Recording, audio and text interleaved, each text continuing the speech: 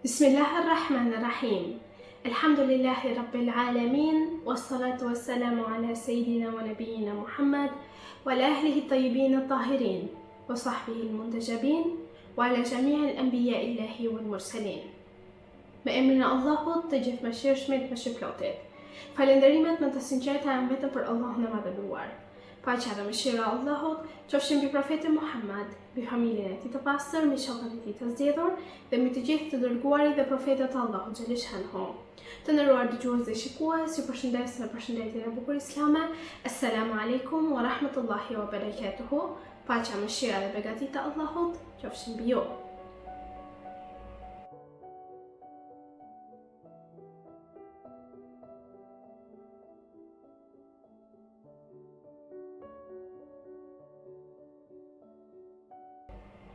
Në çdo epokë të historisë, Zoti i Madhëruar ka ndriçuar rrugën e njerëzimit me dritën e udhëzimit hyjnor. Kjo dritë ka zbritur nëpërmjet pejgamberëve, të cilët kanë qenë pishtar të dijes, moralit dhe të drejtësisë, duke shpëtuar njeriu nga errësira e padijes dhe mëkatit drejt dritës së shpëtimit dhe faljes së gabimeve. Në përfundimin e profetësisë me profetin Muhammad sallallahu alaihi wasallam, kjo dritë kursesi nuk u shua, por u përcoll nëpërmjet imamëve të pastër, të cilët janë trashëgimtarët e dijes dhe shpirtit të profetit. Imamati, në kuptimin e tij më të thellë, nuk është vetëm një udhëheqje politike apo fetare, por një vazhdimsi e misionit hyjnor për të ruajtur dhe interpretuar të vërtetën e fesë. Këta imam janë burime të dritës që përhapin diturinë e shpalljes dhe ruajnë autenticitetin e mësimeve profetike.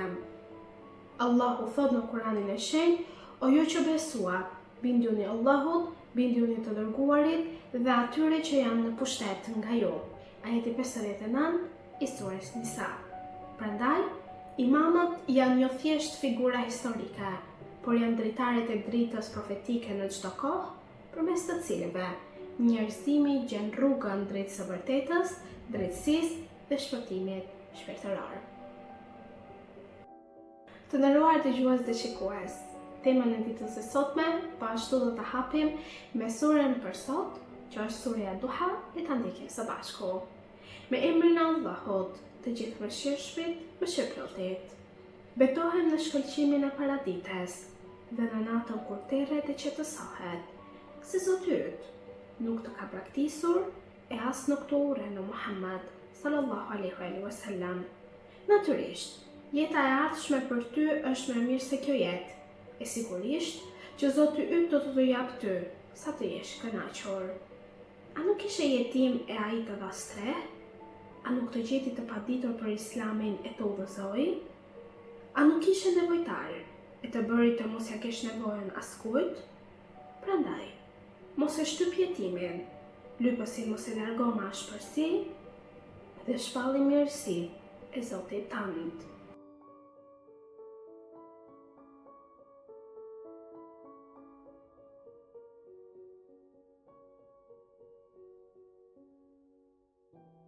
Të dashur vëllezër dhe motra, për ditën e sotme do të flasim rreth temës imamët e Ehli Bejtit janë vazhdimsi e dritës profetike.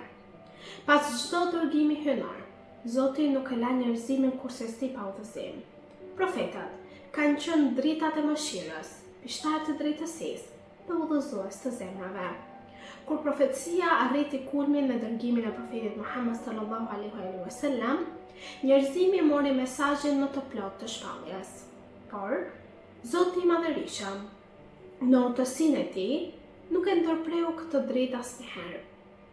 Ajo vazhdoi nëpërmjet imamëve, të cilët janë trashëgimtarët e shpirtit profetik, bartës të dijes hyjnores dhe ruajtës të udhëzimit të pastër. Allahu i lartësuar thot në Kur'anin e shenjtë: Bismillahirrahmanirrahim. O ju që keni besuar, binduni Allahut, binduni të dërguarit dhe atyre që kanë autoritet ndër ju. Ajeti 59 i surës Nisa. Ky ajet madhështor është themel i konceptit të imamëve. Pas të dërguarit, ata që kanë autoritet janë imamët e pastër, të zgjedhur nga ana e Zotit për të ruajtur fenë dhe për të drejtuar njerëzit me dritën e dijes dhe të drejtësisë. Drita profetike nuk shuhet me largimin e trupit të profetit Muhammed, sepse ajo dritë që ai solli është dritë e Zotit, që ndriçon brez pas brezi në zemrat të dërguarve dhe imamëve të tij, të Allah xhaleshalahu pra.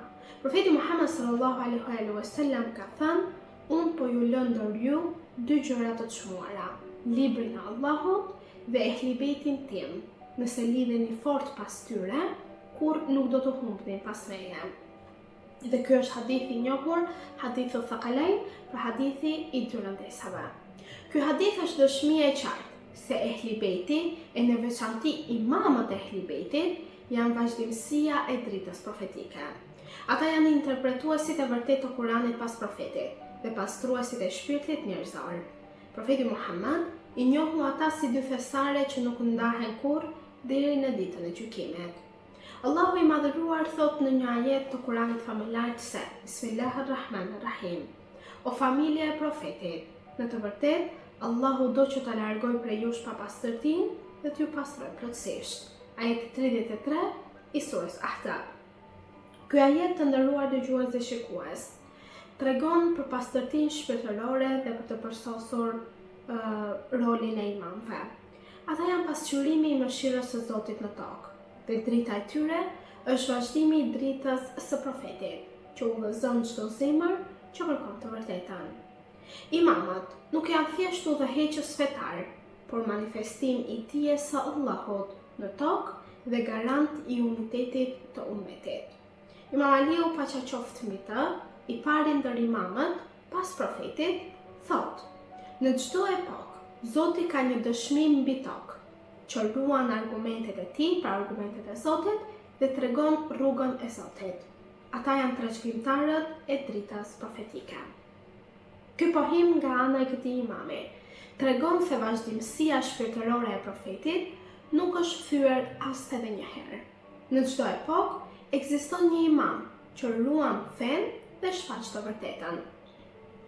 Përmes tyre, pra përmes imamëve të ehlibetit, drita e udhëzimit hynor, kurse si nuk shuhet, siç dielli nuk pushon së ndriçuari, edhe nëse rret përkohësisht e fshehin në ta.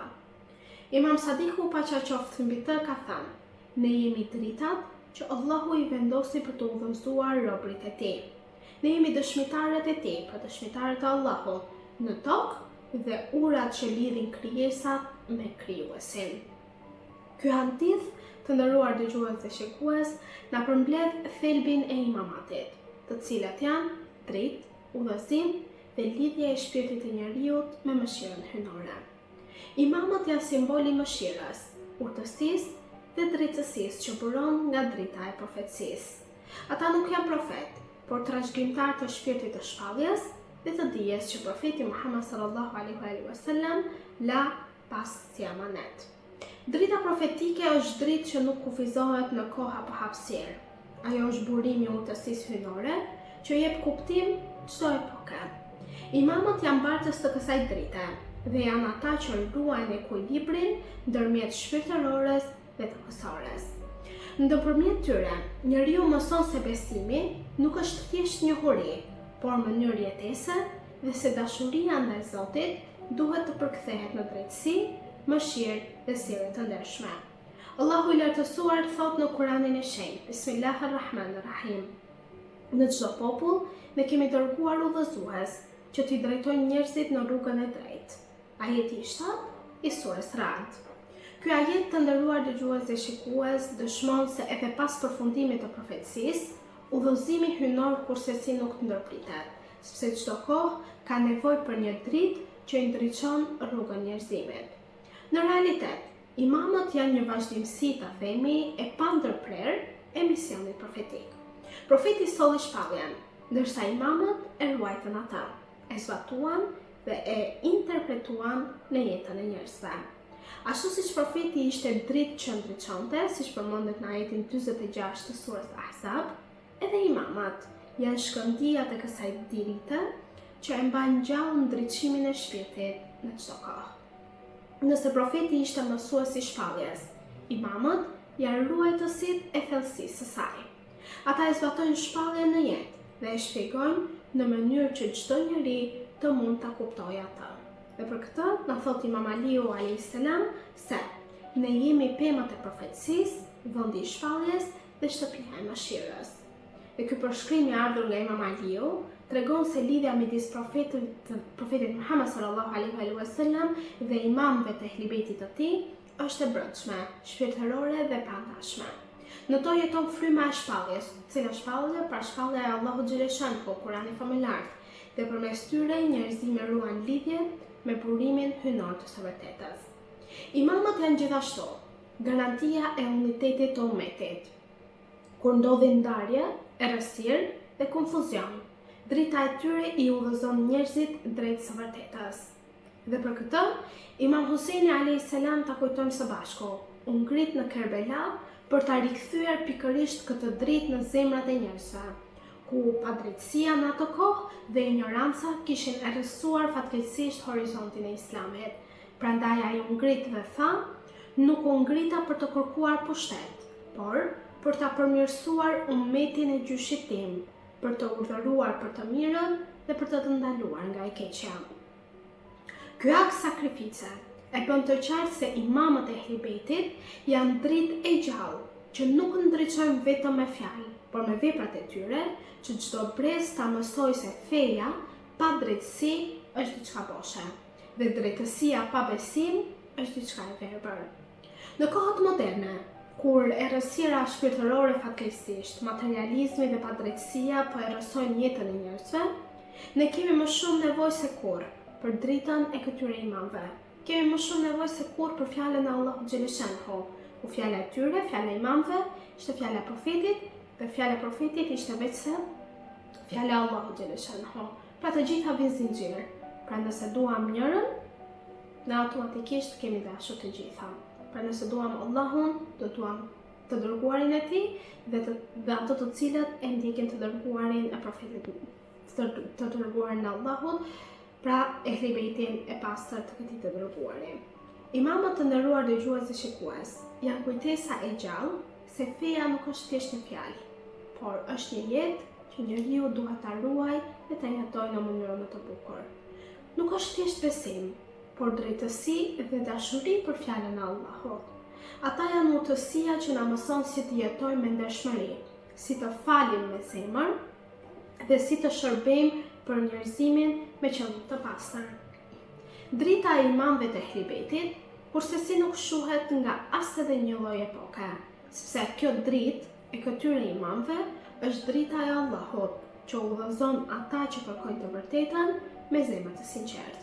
Profeti Muhammed sallallahu alaihi wasallam ka thënë: "Yjet janë siguri për banorët e qiellit dhe ehlibeti im janë siguri për banorët e tokës."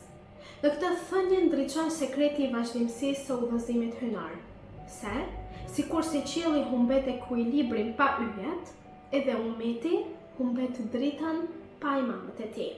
Prandaj, kush ndjek gjurmët e tyre, udhëhiqet drejt Allahut, dhe kush largohet prej tyre, fatkeqësisht endet në errësirë. Dhe në fund të temës për ditën e sotme, do doja t'ju rikujtoja të nderuar dëgjues dhe shikues se çdo besimtar që ndjek dritën e profetit Muhammed dhe dritën e ehlibetit të profetit fiton sigurinë shpirtërore që sjell njohja e këtyre imamëve. Vetë profeti Muhammed sallallahu alaihi wasallam ka thënë: "Kush vdes pa e njohur imamin e kohës së tij, ka vdekur në ignorancë." Dhe ky hadith është një thirrje e fortë dhe e fuqishme për njohje, dashuri dhe ndjekje të imamatit si vazhdim i dritës së shpalljes. Njohja e imamëve është njohja e vetë dritës profetike.